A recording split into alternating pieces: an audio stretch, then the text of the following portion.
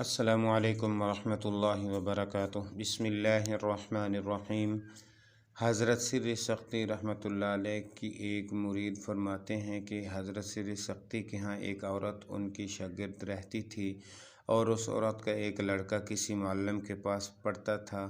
ایک روز معلم نے اس عورت کے لڑکے کو پن چکی پر بھیج دیا اور وہ لڑکا پانی میں ڈوب گیا۔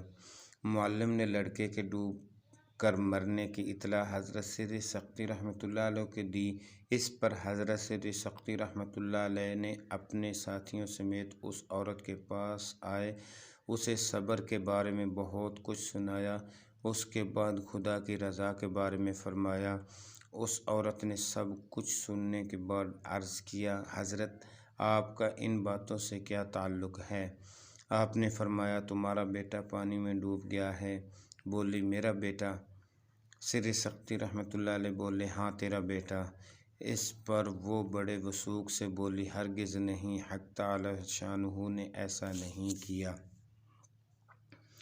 حضرت سر سختی رحمۃ اللہ علیہ بولے، اس میں کوئی شک نہیں ہے، تمہارا بیٹا واقعی ڈوب گیا ہے۔ وہ بولی، اگر فی الواقع یہ بات درست ہے تو آپ مجھے اس موقع پر لے چلیں۔ اس پر سر سختی رحمۃ اللہ علیہ اور ان کے ساتھی اس عورت کو لے کر نہر پر گئے اور بتایا کہ تمہارا بیٹا اس جگہ ڈوبا ہے۔ اس پر اس عورت نے اپنے بیٹے کا نام لے کر اسے پکارا، بیٹا محمد۔ اسے فوراً ہی اپنے بیٹے کی جانب سے جواب ملا، ماں میں یہاں پانی میں ہوں۔ یہ آواز سن کر وہ عورت پانی میں اتری اور اپنے بیٹے کا ہاتھ پکڑ کر پانی سے باہر لے آئی، پھر اسے لے کر گھر چلی گئی۔ اس عجیب و غریب واقعے پر حضرت سر سختی رحمۃ اللہ علیہ نے حضرت جنید رحمۃ اللہ علیہ کی طرف توجہ فرمائی اور عرض کیا کہ یہ کیا قصہ ہے؟ حضرت جنید رحمۃ اللہ علیہ نے فرمایا، یہ عورت احکام الہیہ کی حلیہ سے اپنے آپ کو آراستہ و پیوستہ رکھتی ہے۔ اس کی برکت سے اللہ تعالیٰ کا معاملہ اس کے ساتھ یہ ہے کہ اس کے متعلق جو کوئی واقعہ ہوتا ہے اسے پہلے اطلاع کی جاتی ہے اور اسے غرق کے واقعے سے اسے آگاہی نہیں دی گئی۔ اس لیے اس عورت نے اس واقعے سے انکار کیا تو نہایت وثوق سے کہا کہ اللہ تعالیٰ نے ایسا ہرگز نہیں کیا۔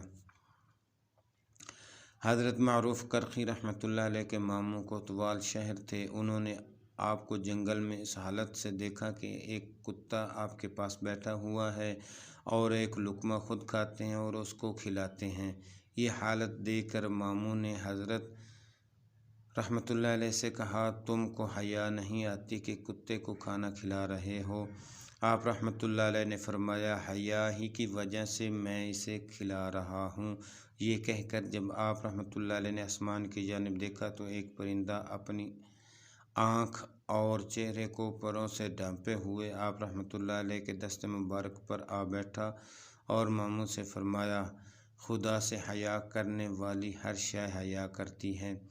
ایک مرتبہ حضرت ابو تراب نجشی رحمۃ اللہ علیہ کو جنگل میں انڈا اور روٹی کھانے کی خواہش ہوئی، لیکن اسی دم آپ راستہ بھول کر ایک ایسی جگہ جا پہنچے جہاں کچھ اہل قافلہ شور و غل مچا رہے تھے اور وہ انہیں تنہا دیکھ کر آگے بڑھے اور لپٹ کر بولے، یہ وہی ہے جس نے ہمارا سامان چرایا ہے۔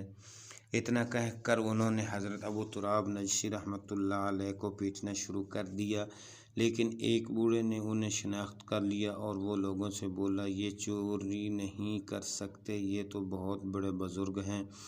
یہ سن کر سب ان سے معافی کی درخواست گار ہوئے، لیکن انہوں نے لوگوں سے فرمایا، اے لوگو، مجھے آپ لوگوں کی مار سے جو تکلیف پہنچی ہے اس کا شکوہ نہیں، کیونکہ آج میرے نفس کو خوب ذلت کا سامنا کرنا پڑا۔